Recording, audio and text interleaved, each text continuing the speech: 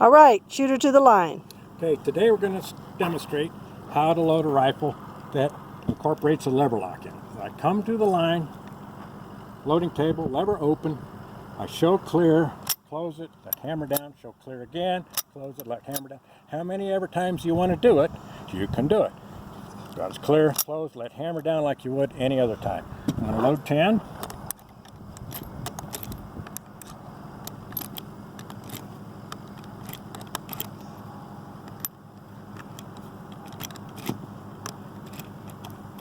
Take it to the line, and at the buzzer, I'm going to shoot it in a normal manner.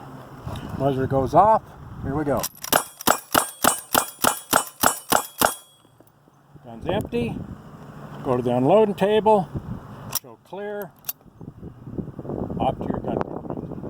And that's as simple as it gets with the lever.